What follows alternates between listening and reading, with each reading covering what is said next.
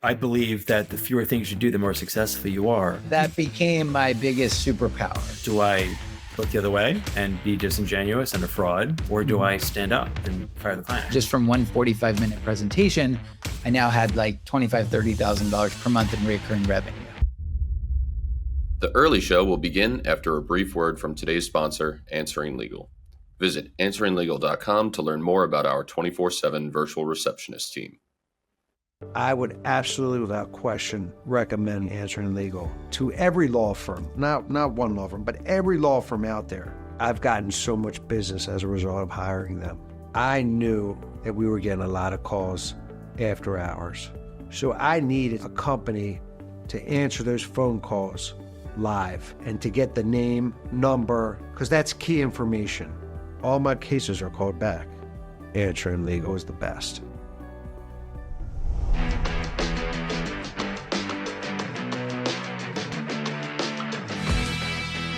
Hi, everyone. Welcome to another episode of the Earley Show podcast, sponsored by our friends over at Answering Legal. I'm your host, Chris Earley. And as always, we bring to you the very best guests in the legal profession. Today, I'm really excited. We have Jason Hennessey from Hennessey Digital, who I've come to know recently, and I really like his story. That's why I asked him to be on the show today. Jason has grown Hennessey Digital into an 8-figure company, and he's done a really good job of branding himself, networking, and just connecting with others through authenticity. And you guys know me, I love that stuff. I love people who are like that. That's why I'm excited to talk with Jason today.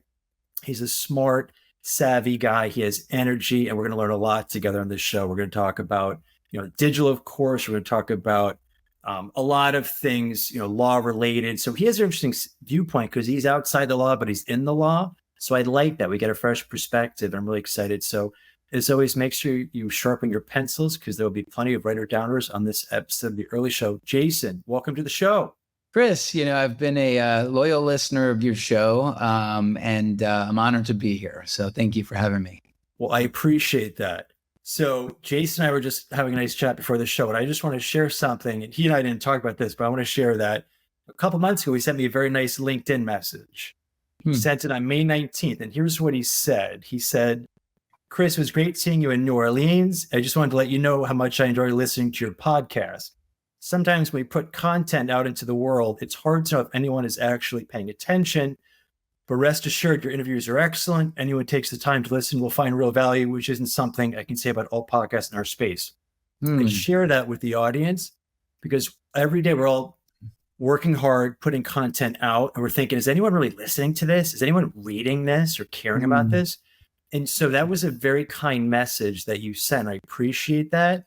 And I really encourage everyone, keep your head down, keep doing the work. Jason's a good example of tenacity, resilience, and kindness. And I just want you to know, Jason, that was a very nice message. So appreciate it. Yeah, thank you, Chris. I try to do that in life. If somebody comes to mind, it seems like maybe the universe is like trying to connect you, right? And so just in that moment, like I was just spending about an hour of time with you and John Morgan, I think, in the time, which is a great episode.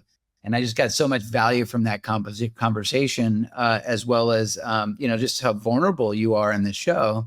And I just thought I'd let you know, because otherwise I would have just been one more listener and you have no idea. Right. So, yeah. Really appreciate it. It's always just, you can never go wrong being nice to people. And that was a nice example. So I appreciate that. I encourage everyone to be nice to people, because you never know what could unfold. So I know a little bit about your story. You've reached a level of success, but you started, you started humbly, right? You started just like myself, not a whole lot of advantages. So if you could, to the degree that you'd like to share, could you just talk about your upbringing, mom and dad, siblings, just how you came up, your youth, basically. Yeah. I'll give you the cliff notes, I guess, if you will, and we can kind of double click wherever you want to double click and take it. So I was born and raised in New York on Long Island. My mother had me at 17 years old. My father was young at the time and probably wasn't making the best decisions. And so he was basically out of my life. And so my grandparents, my grandfather was a custodian at a local high school, and my grandmother made bathing suits. And so you can imagine there wasn't a whole lot of revenue and income coming into that household, right? And so we lived a very humble life. I didn't have a car as a kid. We walked places, but that I guess some would say would be a disadvantage maybe in life. Like they say, select your parents wisely, right? That became my biggest superpower, right? And it gave me all the drive that I needed. I never wanted to be a burden on my family because they gave me everything that they can. I was raised very well, and so joined the Air Force out of high school. Always had an entrepreneurial kind of bug. I was very money motivated, and so I knew that the Air Force wasn't going to be a career path for me. You certainly don't become rich in the Air Force, and so. I did 4 years. I grew up, I got out and I started going to college. I was in Vegas. I went to UNLV. And then I was going to become a lawyer. I was studying for the LSAT. I shadowed a district attorney for about 30 days, realized quickly that I didn't want to be a lawyer. I don't think that was in my cards at the time. And so I went down this entrepreneurial path. 2001, I found this thing called SEO. And then from there, the rest is history. And so for the past, let's just call it 23, 24 years, I've been kind of in this space and working with lawyers in particularly since 2008, actually. So let me backtrack for a second. Mm-hmm. What were some lessons that you learned early on?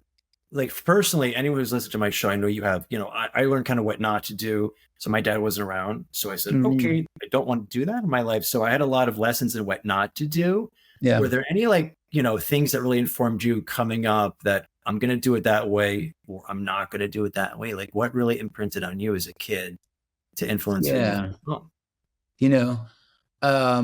If anybody follows me on social media, a lot of times the biggest compliment that I get, it's not when I post about ranking a website number one on Google for a keyword. Like I post some of that, or a big case study that we got for a client, or the fact that we helped a lawyer make a $5 million case. Like that's the stuff that people like read and they like it. But what they talk about when they see me is like all the family stuff. Like, oh my God, Jason, like, can you adopt me? Like, it's amazing. Like, it's a big compliment. Like, oh my God. Like, I was almost like I was at that concert with you and your daughter or this and that. Right. And so I think, there's two ways that you can kind of think about your upbringing. Right. And so the fact that my father wasn't there, I'm actually grateful to him for that, right? Because it makes me a better father, right? But it's really hard. You have to have a different type of a mindset to appreciate the gratitude from that, right? And so my kids get the benefit of their grandfather, right? And so whereas most people would resent that and that would be their narrative, right? And then they're just kind of like, life is just not good because my father was in the picture, you know what I mean? So, I've got a sense of gratitude for that. It's almost like a blessing, right? Yeah. It's a blessing. Yeah. A void for you and me was almost a blessing. And our kids, I see you on social, adorable, you got two sons, right? Adorable little girl. Two sons and a daughter. Yeah. Mm-hmm. And so I relate to that so strongly. I know many people on this call listening to this right now can relate to that. Statistically, guys like me and you generally don't succeed, right? Mm-hmm. Because there's a lot of, or you said the mindset is important. So without the right mindset, you can't overcome adversity and struggle and achieve high levels of success. But I'm just like you, I spin it in a positive direction because you could be, poor me. My life is, so difficult. Or you could spend like, my life is freaking awesome. And my kids are going to benefit from my awesome life and I'm going to pour into them. I'm writing a book now, a memoir about, not the law, not about personal injury, about getting over trauma, getting over, because like you said, if you don't care about the $5 million verdict, like you care about like, what's Jason's story? Like, because that's interesting, and that's, and encourage, you're a marketing guy. I'm a marketing guy. People relate to stories. So I encourage the audience, once that clicked in my brain, storytelling is very compelling, be it a jury trial or, whatever you're doing, share something on social. Don't pound your chest so much about your great results. Share it, be vulnerable. I think we both do that. And we could attest to the fact that that creates affinity. That's how you and I connected. So I really encourage the audience to get real as real as you can get. So good for you for flipping the narrative, making sure that your kids, have a different experience, because that's totally my motivation. So correct. I've, did some research going into the call. You stumbled upon SEO, it sounds like, right? So how did you stumble into the legal aspect of SEO? After my wife and I got married, we were in Vegas. We didn't want to raise our kids in Vegas, so we moved to Georgia. When I ended up in Georgia, I was doing like SEO kind of work on the side. I had my own drop shipping business where I'd drive traffic and I would sell things. I was doing a little bit of consulting, I guess, if you will. And I had a couple of my own affiliate marketing kind of sites, right? And so I was doing well. And then I had an opportunity to go speak at a conference. It was a mastermind group. There was 50 DUI lawyers that met at a house, or I would say it's a big house, a mansion in Atlanta. And so a friend of mine was asked to speak there, but he said, Jason, you know way more about this SEO stuff than I do. Can you come with me and just kind of give a presentation? And I'm like, okay, when? Tomorrow? Okay. And so I didn't know nothing about like lawyers or marketing. And so I just put together a quick presentation. I went there the next day. I gave the presentation. And once I was done, I had about, out of the 50, maybe like 6 or 7 people in the audience that approached me and said, that was awesome, man. What you shared was so great. And, I'm paying my SEO vendor like $4,000 a month and they're not doing any of this stuff. Like, do you do consulting? And so I'm like, no, but give me your card. And so I ended up leaving there with about 6 or 7 contacts, which then turned into about, 5 clients. And so just from one 45-minute presentation, I now had like $25,000, $30,000 per month in recurring revenue, right? And the genesis of a new agency that I didn't know I was starting that day. So that's how I ended up in legal. So it sounds like a couple lessons here for people is, you were asked to speak. You didn't have it all figured out, or you just kind of you just put it together, right? And I always talk about done is better than perfect. A lot of lawyers, Jason, we try to it's analysis paralysis, right? It's like, oh, it has to be right. Like, just let it rip. Like, just do your thing. So you just did the presentation. Was it perfect? No, but were the results perfect? Looking back, yeah, it was pretty good. Yeah. So you kind of were finding opportunity because the market was speaking to you, right? Mm-hmm. So it was like marrying, you had some technical skills that you were developing. There was a market, and obviously there's a million plus lawyers in the United States. So you had those initial contacts, right? What did you do next? What was your next move from there? Well, I think my intention was I was just going there to help my friend, right? And I'm just a big I think one of my skills is taking something complex and making it very easy to understand. And so at the time, right, remember this is like 2008, SEO was very confusing. Like, if you knew SEO back then, you knew black magic, right? And so that's why these lawyers were so I just got up there and I was just very open and transparent. I made something complex very easy to understand. But again, my intention was not to get business from that at all. I was just ready to share my knowledge and then leave and go back home to my family and live my normal life, right? And so that's the lesson there is when your intentions are to really give, right?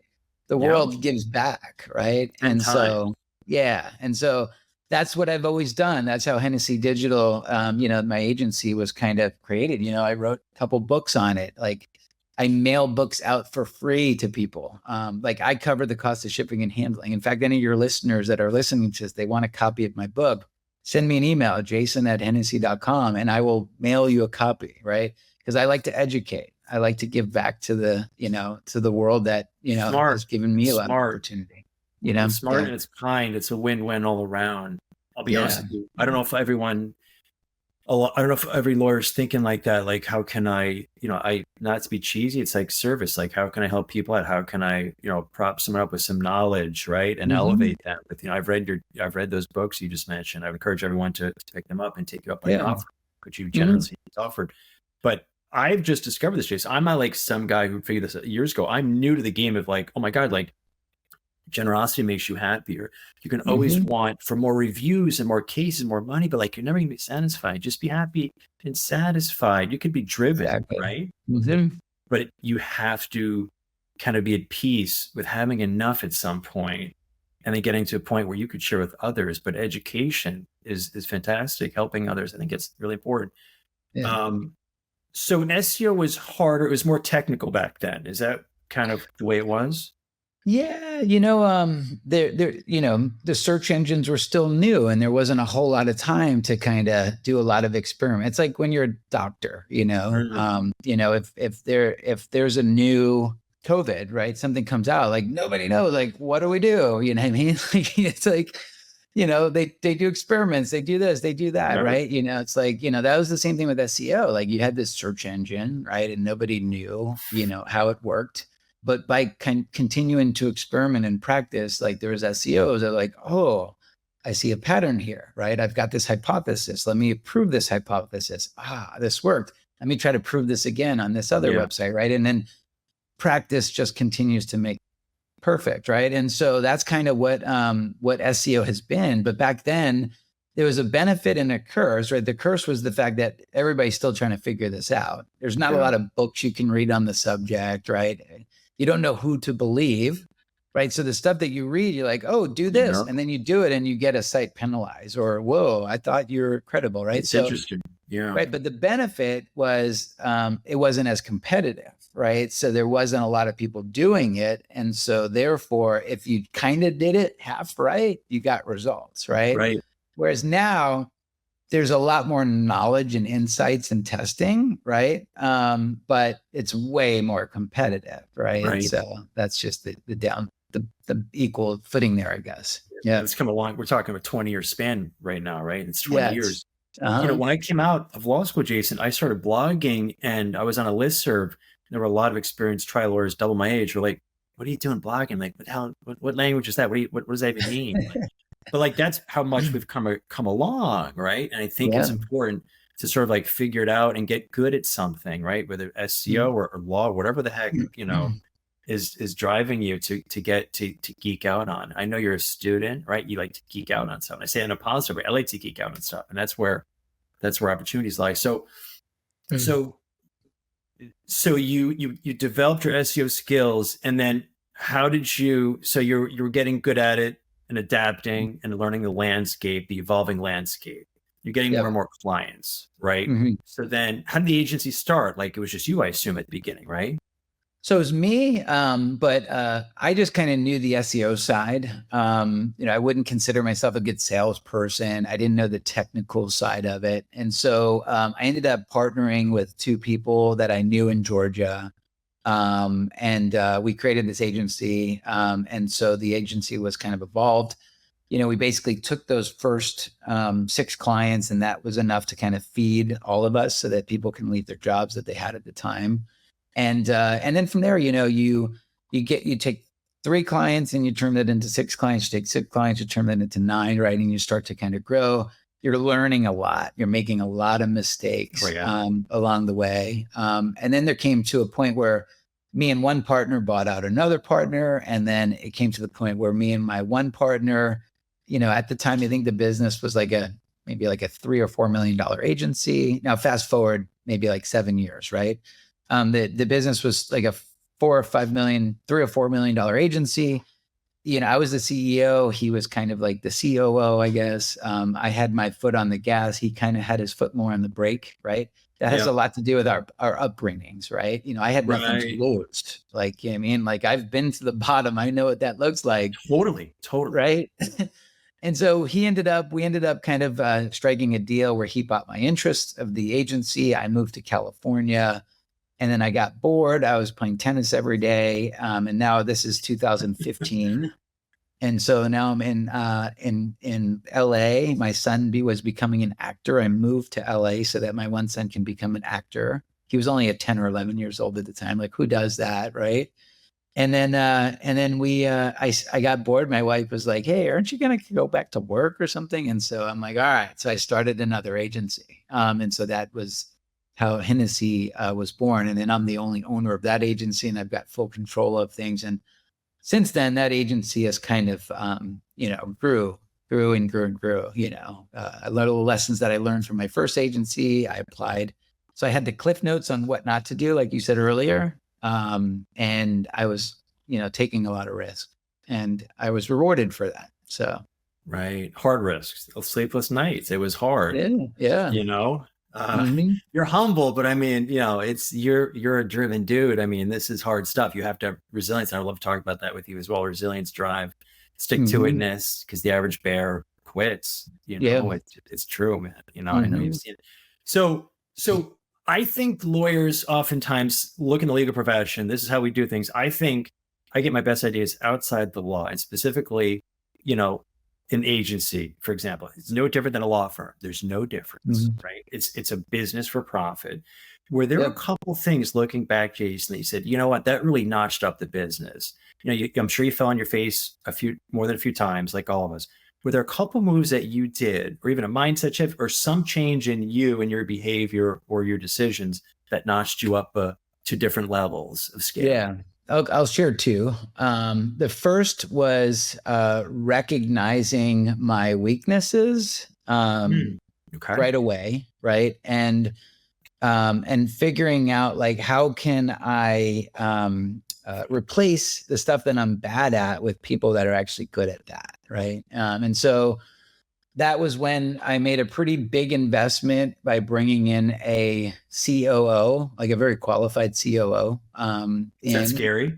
It was scary in the fact that, yes and no. The reason why I was able to do it and not feel as scared is because I had just wrote a check to the IRS for like $450,000 because I made so much profit at that year, right? And so that's awesome. But I just said, like, holy, like, why did I work so hard if I got to write this check at the end of the year anyway, right? I mean, vacations got disrupted. I was nonstop on my phone. My kids, saw me like as the person that works all day, every day. You know what I mean? Like, was that like living a balanced life? No, right? And so I'd much rather bring in somebody that's very qualified that can take a lot of stuff off my plate. And that becomes where I shift that money to, employing somebody else to kind of help me, right? Yeah. And then I could buy back some of my time, right? And so that was one lesson is hire people smarter than you and get out of the way. And you're from Boston. He went to MIT, you know what I mean? Like, super smart dude. Right? Yeah. He has around at MIT. Yeah, right. And then he was able to recruit his former CFO. So then I got the 2-for-1 package, right? Wow. And then together they were able to recruit their former CTO. So basically I had could I afford this? No, but I made it happen, right? And then, so now I've got like the whole C-suite that worked together for like 10 years, now kind of managing my operation. And then we grew really quickly. Wow. We went from like 2 million to 5 million really quickly. And then once we hit 5 million, then I knew that I didn't know what it was going to take to get to 10 million, right? I've never been there before. My old agency, I only got it to like 4 million. I did not know what it was going to take to go from 5 to 10. And so I'm like, I need a coach. I didn't just want any coach. I manifested my coach about 10 years earlier when I was just watching a YouTube video. I came across a guy named Cameron Harold. He I'm not sure if you know Cameron, but he's okay. So Cameron, Vivid Visions are my favorite books. I love him love the message. Yep. So Cameron he did a TED Talk about raising kids to be entrepreneurs, right? And if anybody's listening to this, go listen to that YouTube video because it's very inspiring. And so when I heard that for the first time, I'm like, this guy, he's speaking to me, right? You know what I mean? You listen to a podcast and you think they're speaking directly to you, right? So I'm listening. I'm like, oh my God, this is so good. Like, I wish I would have heard this when I was younger, right? Because I always doubted myself because I was an entrepreneur, but I always doubted myself because I didn't go to Ivy League school and, I wasn't top in my class and all that other stuff. And I thought well, am I not successful in life because I didn't do those things, right? No, I was just different. I was on a different frequency. I was an entrepreneur, right? I was distracted in class. I had all this other stuff, right? My brain was wandering. And so anyway, at that point, I'm like, this guy's going to be my coach someday. Right. And so I bought Vivid Vision. I bought Double Double. I bought, all his books. I read them. I connected with him on social media. I followed him, liked it, liked his stuff. Then when I hit 5 million, I'm like, okay, hopefully he'll take me down, right? This guy will I think I could afford him, right? And so I just sent him like this amazing email that used humor and wit, and he received it and he's like, that was the best email ever. Yes, I'd love to coach you guys, right? And then from there, he started coaching me and my president, my COO, Scott. And then we quickly went from 5 million to 10 million because he gave us all the cliff notes, all the shortcuts. He told us what not to do. We bounced ideas off of him. He just kind of helped us structure things. He told me that if I didn't have an assistant, I was the assistant, like all of these like knowledge bombs. And next thing I have an assistant now. He told me to write a book. He told me who to use to write the book, right? Literally like all these cliff notes. Love it. And then that was like game changer. And he's been my coach ever since. We meet with him once a month and now we're on pace to do 20 million. You know what I mean? So what was your biggest lesson from him to date, if you can think of one? Biggest lesson from him to date, the art of delegation, optimizing your time. He has this great study, where you're supposed to like take 2 weeks of your time and document everything. Like literally, I spent 3 hours today reading emails. I was on this sales call. I was doing this, right? And then basically as you're documenting what you do, the next step is you're basically going to say, are you competent at this skill? Are you incompetent at this skill? Are you good at this skill? Or is this something that's unique to you, right? And so all the stuff that you're incompetent at, like if I'm doing like payroll or if I'm doing accounting, like that's not my skill. I'm just doing it because I have to. Okay, sure. Perfect. I'm incompetent. How much would I pay somebody to do that? I don't know, $35 an hour. Okay, great. Reading email, checking, sorting my emails. I'm competent at that, right? But I'd pay like my assistant, $25 an hour to do that, right? So you go through this, writing my book, right? That's something that's only unique to me, right? So I can't pay anybody anything to do that. That's something I do, and it's what gives me energy, right? And so when you start going through this, you realize that a lot of your time is spent doing stuff that you can delegate for $20, $30 an hour, right? So that this way it frees up more of your time so that you can do the things that gives you energy that is unique to you, right? Your zone of genius. I believe that the fewer things you do, the more successful you are, because, as you know, a lot of lawyers, they're control freaks. I spoke about this on stage at Pilma, a lot of type A personalities, white knuckle, only I can do it. But you had to be uncomfortable initially when you were going through this evolution. You were progressing as a businessman. You were becoming more sophisticated. You were letting go of the wheel, right? You had to be okay with that. And that's hard, but that takes just resolve. So I encourage everyone on the call, get a coach. You don't have to spend a fortune. You should get a coach. I have multiple coaches right now, and my investment in coaching gives me 10x return. I know you see the same, right? It's a no-brainer if you're really serious about doing big things. Let me ask you this, because I'm curious. Personally, it may sound negative, but I feel like I do have a chip on my shoulder given where I came from. It's like, all right, I have to sort of like, keep my foot on the gas and show you I'm going to make it. Do you feel that way or no?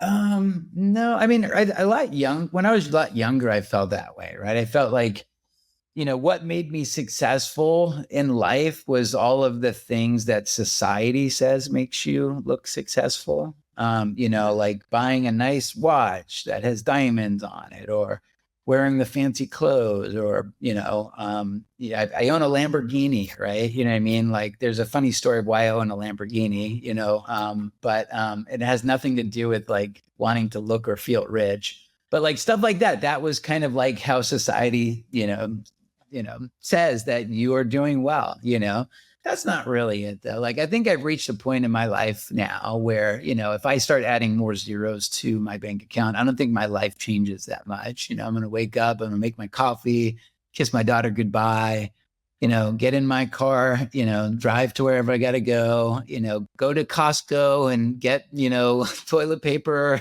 just live my normal life. I really don't think my life changes that much. Right. And so now it's more about like, it's just for me, like growing is more about like, it's like a game, right? It's like I'm mastering the game of business, right? And I'm employing people and I'm giving back to society. And the whole shipping books out. Like, I don't have to do that. You know what I mean? I do that because I feel like I don't want people to be misled in this world of digital marketing. I want people to be educated so they can make better decisions. Right. And so, I'm lucky because I'm in a place in my life where I can afford to spend $10,000, $15,000 a month just shipping out books to people. You know what I mean? I don't have to do that. Right. And I think as I make more revenue, we continue to figure out how I give back more, to society or whatever else. So. No, that's great. And I keep thinking about this book on our while we talk right now, Buy Back Your Time. Right. I think Dan Martell, a really good book. I have it right there. Yeah. It's funny. Yeah. Dan Martell is Cameron's coach. Right. Oh, wow. Okay. That's crazy. It's one of his coaches. I think he has many coaches, but yeah, Dan is so one of Cameron's coaches. It's a small world. It's super small.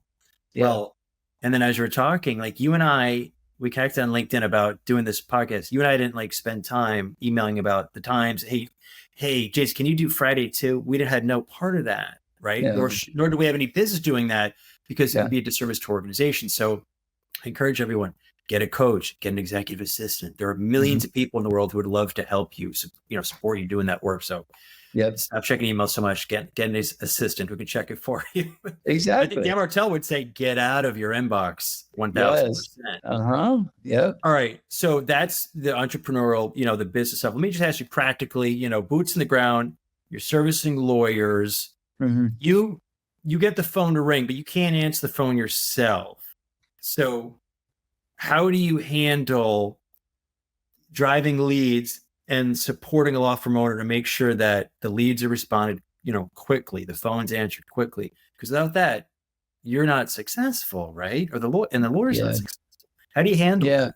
Our job, like if we do our job successful, we create intake problems, right? That's like the job of like an SEO or a digital marketing company or radio, whatever, any type of advertising. Like your job is to generate phone calls, which creates new constraints in the law firm, right? Some people are equipped to handle those constraints, some aren't.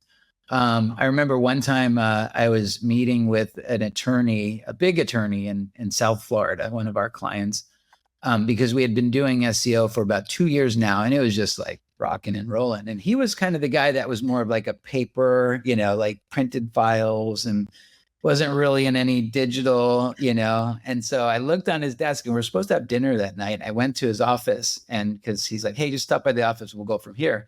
And he just looked like, he's like blood pressure was high. He's like stacks of files here.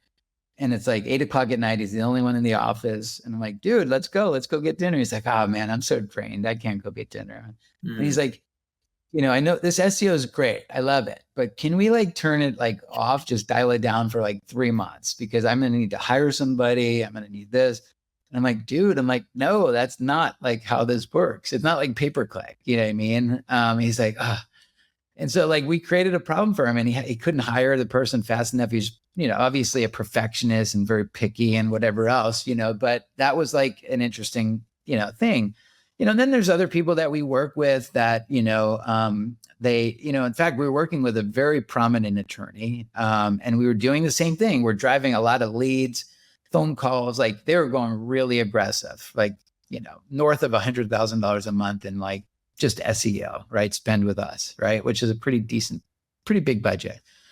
Going really aggressive, right? And then we would get on a call with them and they're like, hey, I get it. We're getting all this traffic and we see it, but and I know this that the leads are there, right? But for whatever reason, they're just not converting as well. We're just we just want to make sure that we're getting the ROI from this spend. And I'm like, that's so weird. The leads went from 200 to 2,000. It was like this crazy number, right? And this doesn't make any sense at all. And so we're like, let me just plant a lead in their website here just to see how quick they respond to it, right? And so we did. It was a real lead. I was in an accident, multiple people were injured, broken bones, hospital, went to the ambulance, all of that, right? Perfect lead, a lead that every lawyer would want to get, right? Planted it in the system, and then made sure it went through. And then we waited. All right, is it going to be 2 minutes before they call back? Is it going to be 5 minutes? And you know what? They never called back, right? And so then we get in a call with them and we're like, what the heck, dude? We left this lead and nobody, oh, let me check. Where he goes, oh yeah, I got to tell you, we're just swamped right now. Like we can't even keep up. Like my call center is here and I'm trying to build one here. And it's just like, so he knew he had the problems, right? And so I'm like, man, if this firm that's so polished and buttoned up is not handling this, like what about like the rest? Right. So that's what inspired us to do our big study. I'm not sure if you know this, but every year we do this thing where we actually reach out to like 1,500 law firms and we test their intake. And then we measure everybody and we basically send out awards for those that are actually doing it right, that respond within 5 minutes or less. And so that really inspired us to do that study, is because one of our own clients that was making a big investment in this wasn't, basically, answering the calls and responding to the leads. So I guess, yeah, you broke the intake. I guess that's what they wanted. It's almost like watch what you wish for. You might just get it. Yeah. Mm-hmm. I don't know if you just answered it, but let me ask you this. What's your biggest challenge in working with lawyers?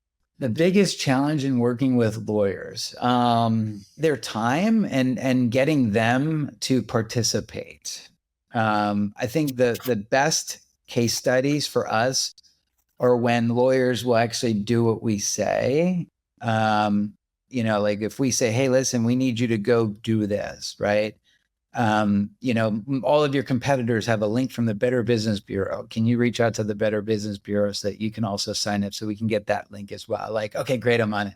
I just got so busy. You know what I mean? I'm sorry I didn't get to that. You know what I mean? So like, I think that's probably the biggest challenge is sometimes like attorneys don't have like a marketing director and they're the point of contact. And so they're just so busy that they can't make calls, right? So I'd say that's probably one of the biggest, and then sometimes they'll bring on a marketing director. In fact, I posted something on Facebook today where I had to fire a client. Like it's the first time in 10 years I had to fire a client. Really? And so, and it's because, they brought in a marketing director that had no experience in legal, and was just a complete bully and was trying to prove himself to the CEO. And I'm just like, I just can't stand for this anymore. I got too much core values and I'm just not going to let you abuse my team like this anymore. So we're done, And so, but yeah, that's it too. It's like making sure that you bring a good marketing director in that, is not going to kill all the relationships that they've built over the years, So, yeah. You just dropped something super, super important. I hope everyone heard that, the core values thing. I had a similar situation this week. A client became abusive. So I had a decision to make. Do I look the other way and be disingenuous and a fraud to my team? Or do I stand up and fire the client? I had to stand up and fire the client. You can't tolerate that BS. What does that say to your team or my team? We just, say, no, let's just weather the storm. They had a bad day. No, there's a level. But even behind all that is the core values, and I preach that till I'm blue in the face, Jason, with my team. I'm sure they're so sick of it. You have to develop core values if you're trying to build a business, right? It's just integral. It makes everything easier. Yeah. I'm interested, you're a busy guy. You're managing your time well. You've written a couple books. So as I said, I'm around the corner publishing my actual memoir, one of the hardest things I've had to do. So after a mastermind, I started writing my memoir at a Bahamas airport, the one airport in the Bahamas. And I thought I was kind of hot shit because I had about a year later a book written. And I hired a book coach. She said, your book we're going to rewrite it. So I had to do the hard work of rewriting the book, but it's been 6 months, but it's almost out. I'd like to ask you, how did you commit and get 2 books done? Because that's intentionality. Like, how did you bang out those books and spin all the other plates at the same time? So it was definitely a process because I knew nothing about writing a book. I hired a company to kind of help coach me. It was self-published. And so what we did was every Thursday, I had somebody that I'd meet with. They would interview me, right? And then we'd meet for like 2 hours. They'd interview me. And then they would basically take everything that I said and then just kind of turn it into a format, right? And then I would read it. I'd be like, oh, no, I didn't need to say that, right? And then I would basically kind of amend things, But it was an 18-month journey, right? From start to finish. That's from selecting the cover, then I I read a book called Rework, which was like one of my favorite books. It's a good book. It's by the guys that created Basecamp. And I love it because it's very short chapters, which is how I read. Like, I don't like reading like long chapters. I'm like, short, get to the point. Okay, what's the knowledge bomb here? Got it. Let's go to the next one, right? Yeah. So very short chapters, which is how I learn. And so I wanted to write my book that way. But the other thing is that they also do illustrations, right? And so I went to my assistant. I said, "Hey, listen, if you notice, like, look on the book Rework, like, look at this awesome illustration here. Mhm. Like, look how good that is, right? Look at all these little illustrations to kind of point out, right? Because it's like visual clues. It lets you to stop reading the words and you can kind of see the visualization." And so my assistant said, "Okay, great. Let me take a look. I'll see what I can find." She went right to the back of the book, see who did the illustrations for that book Rework, contacted that guy. His name's Mike. And next thing you know, I hired that guy to do my illustrations, right? Cool. And so my book has very similar, but very custom illustrations because that's just how I learn, right? And so that probably made the book take a little bit longer, obviously. But I wanted my book to be a tool, as though if I were to read it and I didn't know anything about SEO, I want it to be the way in which I would learn. Books are important. They sort of dovetail into my next question, but books are very sticky. Like, who throws away a book, right? So when you're sending out all those books, they're not being thrown away. They're being read, or they will be read at some point. But it's an instant authority elevator. So on that topic, I know you write Rolling Stone, Forbes, a lot of publications. I write for the ABA. So for a lawyer, that's a great domain authority, right? That's a good cachet. How did you score those columns? Like, how did they come back? Because that's a nice, again, authority elevator. How did you get through those doors?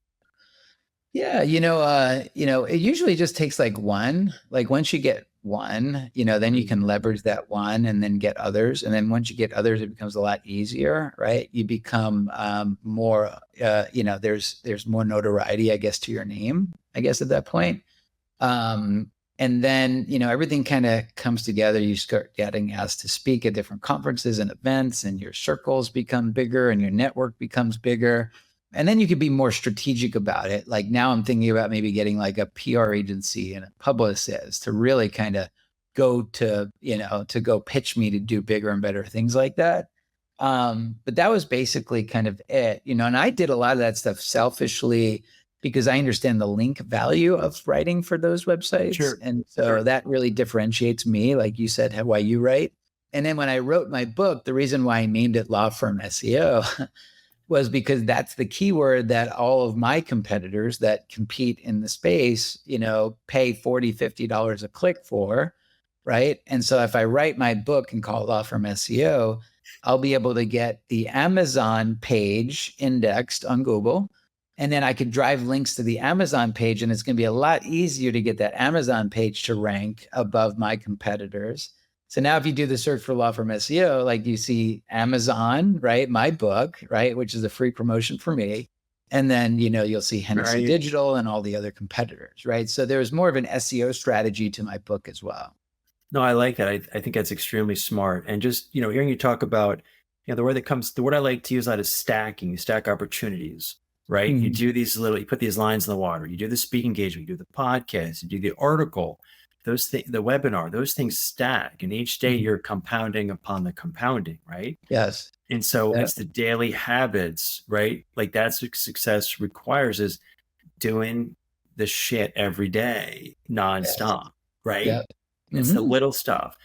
I think Tony Robbins, I don't listen to him a ton. I did listen to him recently, and he said, people overestimate what they can do in 1 year. They overestimate what they can do in 1 year. They underestimate what they can do in 10 years. So it's the power of that little stuff. It doesn't have to be home runs. Like, you didn't write your book in a week. Yeah. You don't do these things. Yeah. But over time, you have a big stack of achievement and production. And that's, I think, lost in a lot of people. They stop, right? They stop spinning that wheel. And that's not good. Nope. Yeah. Every day, like, just being 1% better every day. In fact, Jay Ruane, who is a mutual friend of both of ours, right? He sent me this gift, and this is a clock, right? But it doesn't measure time, like, in the traditional sense. it measures time by a year, right? And so like it. you see Very that? So cool. like every, like if it's December, it's going to be way up here. I like it. You see that? Yeah. And so it's just, to your point, for those that are listening to this, it's just like a circle. I don't even know the name of this, but it's an annual clock, which is pretty cool. And so it just goes to show that, hey, listen, all the world's problems can't be solved today, right? You know what I mean? That's okay. Tomorrow will come. Next week will come. Progress over perfection, right? Yeah, it's a little stuff. That's how you win. I'm just curious. So, people are paying you a good amount of money to help them, but it's a long game. How do you handle the attorney who's like, Jason, I'm just not seeing the results, man. I gotta pull the plug. It's not working. How do you, I don't know if you're involved in those conversations at this point, but how does your team keep the client reasonably expecting, a reasonable timeline? Because this stuff is a long game, right? Yeah, it really comes down to managing the expectations up front. Yeah. And having the courage to tell the client no. I mean, that's really it. So if the expectations are not aligned and we know that we can't deliver upon what they're requesting, I'd rather say, hey, listen, this is not how we work. We're not going to be able to get those results. You might want to go find somebody else. And if they can do that, they're pulling off a miracle, because Right. with this budget in this market, it's like somebody coming to me and saying, hey, listen, I really want to dominate Los Angeles. Got a $3,000 per month budget. Like, I'm ready to work with you guys. I want to make my phone ring in like 2 weeks. It's like, whoa, that's not going to happen. Right? So, yeah, in fact, I had one of my clients that wanted to compete nationally for birth injuries, came to me, has the exact match domain name, right? The site is birthinjurylawyer.com. Wow. And so the site had he just had the domain. So it had age and there's SEO value to that, but it didn't have any content. It didn't have any links. It was just like getting started. Yeah. And so I told him, I said, you're probably looking, because this is such a competitive space. These cases are worth so much money. You're probably looking at, 20, 30 grand a month, like just in SEO, probably for about 18 months. Before we even get our first lead, And so he's like, okay, I appreciate you being honest with me. Let's do it. And I'm like, okay. Right. And so now that website is like, one of the top websites nationally when you search for birth injury lawyer, and it generates leads every day, So, but you got the commitment, people make commitment. They want to honor that. So you got him to commit, and he's like, okay, I'm in. But that's that. And lawyers need to do that with clients, right? Just be upfront, communicate. I believe, Jason, I try to under-promise and over-deliver. If I give big fat prompt, I'm going to look like a jackass, right? So I love, that being upfront, being honest, modest about what you can do. And hopefully you can even surpass that. But that would be. So just for the practitioner who they don't have the money, they can't afford sophisticated SEO right now. What are some table stakes that any attorney, they just got out of law school, they've been out for maybe 5 years, whatever. They're trying to, I started blogging when I had zero. I had nothing. I'll blog. That was 20 years ago. What are some table stake, easy, low hanging fruit they should be doing to build their digital presence? First things first is you either have time or money to solve a problem, right? And so if you're fresh out of law school and you don't have money to solve the problem, you have to find the time, right? And so when you find the time, educate yourself on this, right? So again, my book is an option if that's like speaking to you, right? So read the book, learn a little bit about it, watch YouTube videos, just educate yourself a little bit about the process.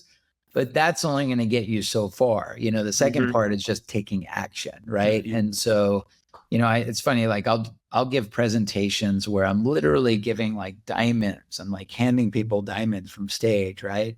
And everybody's sitting there and they're taking copious notes, and everybody's so motivated at that conference to go back home and just like take over the world, right?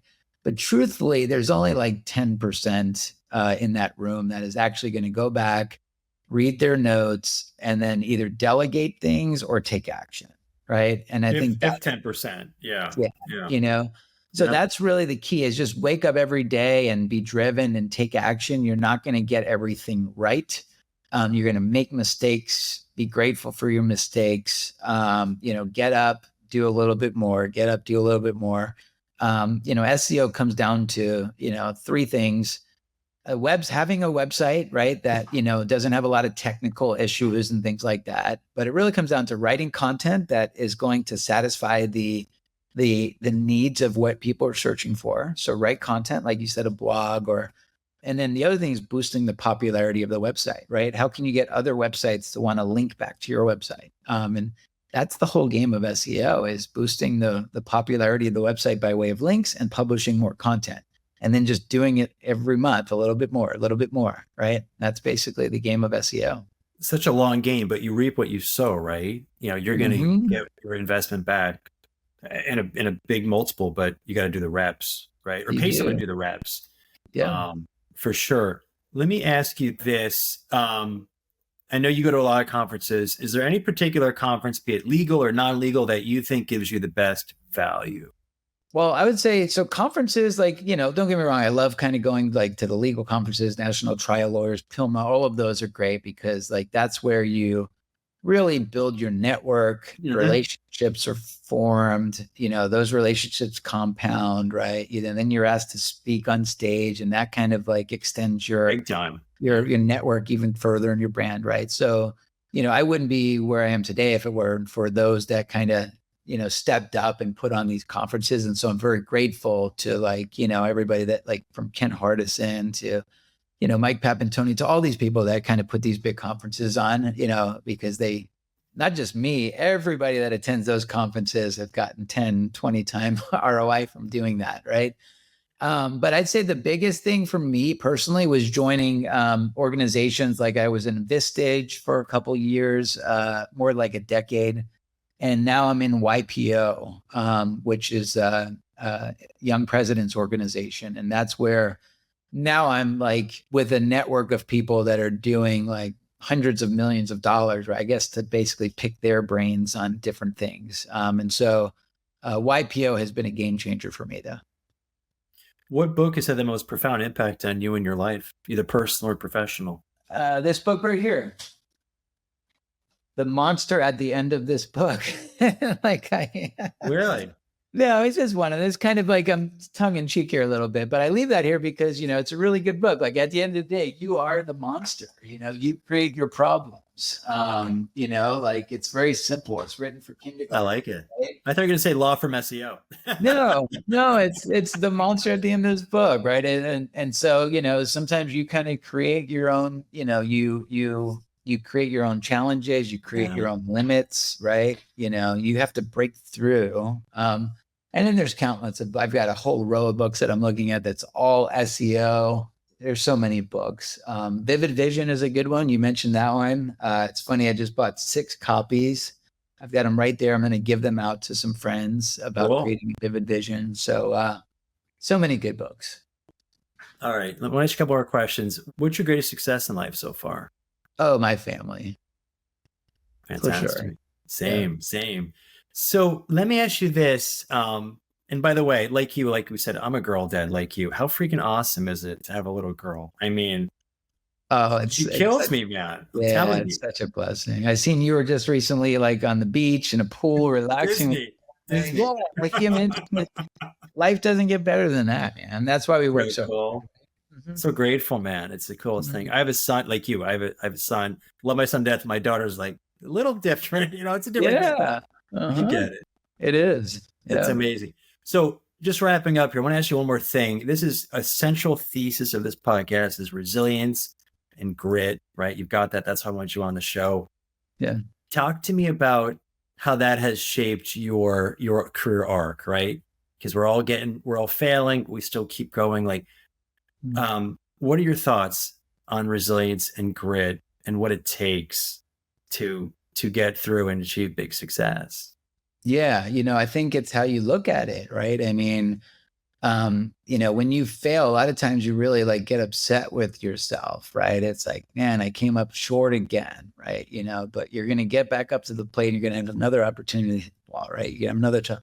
And then, after so many times of swinging the bat, boom, one time there's going to be a pitch that comes right down the middle and you're going to connect with it perfectly. And it's just going to go out of the ballpark, right? And it's going to boost your confidence. and all the lessons that you learn. And, and it's that there's a song, I think Kenny Rogers sings a song about the baseball player, right? And I'm not sure if you know this song or not, right? But it's a great song, right? It's a song about a baseball player, right? And it's like, he throws the ball up and he swings and misses, and he throws the ball up and he swings and misses, and throws the ball up, swings and misses, right? But at the end of the day, like, he was so grateful because he was an amazing pitcher, right? You know what I mean? Like, he wasn't the hitter because he was able to get himself to miss the ball. He was like just a different perspective, right? I can't remember the name of that song, but it's one of my son's favorite songs. I think it's like The Greatest or something.